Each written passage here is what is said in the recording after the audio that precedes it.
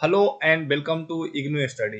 तो गाइस आज के इस वीडियो में हम लोग डिस्कस करेंगे PHE 5 का सॉल्व असाइनमेंट। तो बहुत सारे बच्चों का कमेंट आ रहा था कि सर PHE 5 का सोल्यूशन डालिए। ठीक है, तो आज हम लोग इस वीडियो में इसको डिस्कस करने वाले हैं। तो इस वीडियो को कंटिन्यू करने से पहले अगर आप इस चैनल पे फर्स्ट टाइम आए हो तो प्लीज़ डू सब्सक्राइब, ताकि हम जब भी आपको सॉल्व असाइनमेंट का अपडेट डालें इस चैनल पे, प्रीवियस ईयर क्वेश्चन का सोल्यूशन डाले या फिर टर्म एंड एग्जामिनेशन से रिलेटेड या फिर इग्नू से रिलेटेड कोई भी अपडेट डाले तो आपको जल्दी से वो प्राप्त हो, ताकि आप उससे बेनिफिट ले पाओ। Right, so please do subscribe. And अगर आपको ये वीडियो अच्छा लगता है तो आप इसे लाइक करें और कोई भी डाउट है तो कमेंट जरूर करें। तो चलिए आज का ये वीडियो स्टार्ट करते हैं। तो PHE 5 जैसा कि इसका नाम है मैथमेटिकल मेथड इन फिजिक्स 2। ठीक है, इससे पहले आपने पढ़ा होगा mathematical method in physics 1 PHE 4। तो अभी हम लोग PHE 5 डिस्कस करेंगे। राइट, सो हमारा पहला क्वेश्चन है। क्वेश्चन नंबर 1 के अंदर हमारे 3 क्वेश्चन है और ये जो तीनों क्वेश्चन है वो 25 मार्क्स का है। तो आज के इस वीडियो में हम लोग यही फर्स्ट क्वेश्चन डिस्कस करेंगे जो कि टोटल 25 मार्क्स का होगा। ठीक है, तो पहला हमारा क्वेश्चन है solve the following ordinary equation, ordinary differential equation. तो हमारे पास ये 3 डिफरेंशियल इक्वेशन दिए गए हैं अलग अलग, इसको सॉल्व करना है और ये बहुत ही आसान है अगर आपने PHE 5 को पढ़ा होगा तो। राइट, अगर आपने नहीं पढ़ा है और इसका डिटेल एनालिसिस चाहते हो तो आप जरूर कमेंट करें, हम उस पर जो है कि क्लास लेंगे। लेकिन इस वीडियो में हम लोग आपको जस्ट समझाएंगे कि ऐसे करना है असाइनमेंट और हमने ये सोल्यूशन किया है। ठीक है, इसका डिटेल्ड एनालिसिस आपको यहाँ पे नहीं मिलेगा, आप जरूर कमेंट करें तो उसका वीडियो जरूर आएगा। तो हमने पहला इक्वेशन दिया 3x y square plus 5 dx plus 3x square y minus 4 dy equal to 0, ये हमें दिया गया है। तो we have given this differential equation. तो ये जो है एक्चुअली एग्जैक्ट डिफरेंशियल इक्वेशन है। तो इसको हमने लिखा, इसको हमने m लिखा, इसको हमने n लिखा। तो यहाँ से एक कंडीशन होता है एग्जैक्ट डिफरेंशियल इक्वेशन का, ये वाला। तो ये जो डिफरेंशियल इक्वेशन है इसको सेटिस्फाई कर रहा है। So the given differential equation is exact form. And जो एग्जैक्ट डिफरेंशियल इक्वेशन होता है उसका सोल्यूशन इस तरीके से दिया जाता है। इसका फॉर्मूला होता है ये integration m dx plus integration n, और n का सिर्फ वही टर्म लेना है जिसमें कि x नहीं होगा, into dy is equal to c। ठीक है, तो यहाँ पे जो है सोल्यूशन लिखा गया है। तो n का टर्म जिसके अंदर -4 है सिर्फ, मतलब x वाले को छोड़ के यहाँ पे अगर आप देखते हो तो -4 बचता है। तो हमारा जो सोल्यूशन होगा गिवन डिफरेंशियल इक्वेशन का वो ये हो जाएगा। एंड जब इसको हम सॉल्व करेंगे तो हमें फाइनली ये मिलेगा। और यहाँ पे हम 2c को एक सिंपल सा c डैश कोई दूसरा कांस्टेंट लिख सकते हैं। तो हमारा जो डिफरेंशियल इक्वेशन दिया गया था उसका solution 3x square y square plus 10x minus 8y equal to c dash. अगर आपको इसमें कुछ प्रॉब्लम हो समझने में तो आप कमेंट जरूर करें, मैं उसका रिप्लाई जरूर करूंगा। फिर नेक्स्ट क्वेश्चन की तरफ बढ़ते हैं। क्वेश्चन नंबर फर्स्ट का सेकेंड, ये भी बहुत इजी क्वेश्चन है। हमें क्वेश्चन दिया गया है dy upon dx plus 2y upon x equal to sine x x square for y of pi is equal to 1। इस पर्टिकुलर पॉइंट पे हमें डिफरेंशियल इक्वेशन का सोल्यूशन निकालना है। ठीक है, तो हमें ये डिफरेंशियल इक्वेशन दिया गया, हमने इसको इक्वेशन नंबर 1 मान लिया। So this given differential equation is linear differential equation.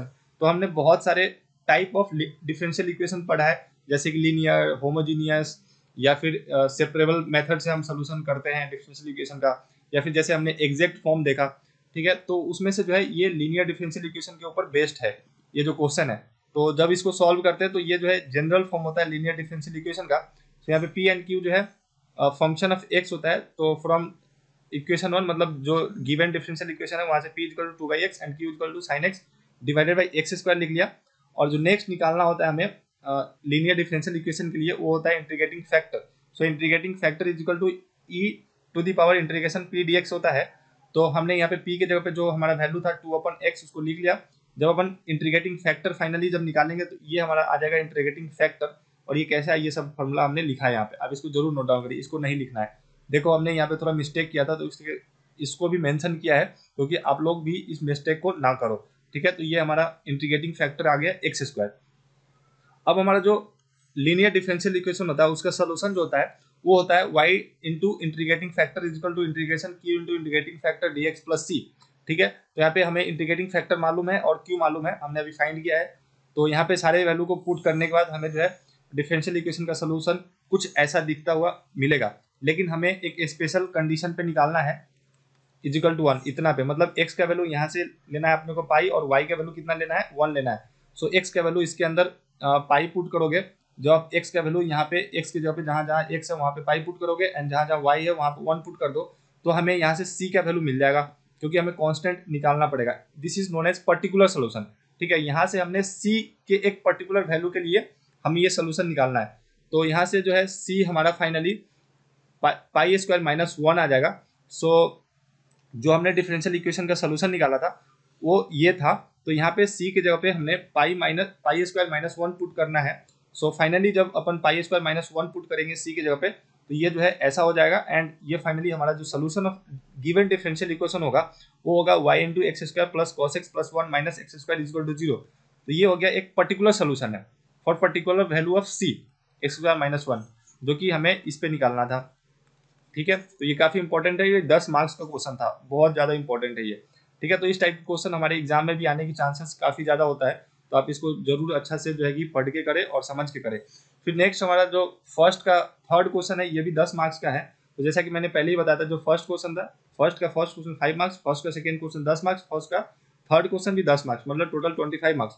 तो हमारा जो डिफरेंशियल इक्वेशन है ये second order ordinary differential equation है, D square Y upon D X square minus 3 D Y upon D X plus 2y equal to 8 E to the power 3x। This is second order ordinary differential equation with constant coefficient, क्योंकि यहाँ पे क्या है, यहाँ पे just simple सा one है। This is constant coefficient ordinary differential equation, second order ordinary differential equation, right. तो इसका जो है सोल्यूशन हम ऐसे निकालते हैं, इसका सोल्यूशन होता है y equal to C F plus P i. C f जो है कॉम्प्लीमेंट्री फंक्शन होता है एंड पी आई जो है पर्टिकुलर इंटीग्रल होता है शायद, आई थिंक।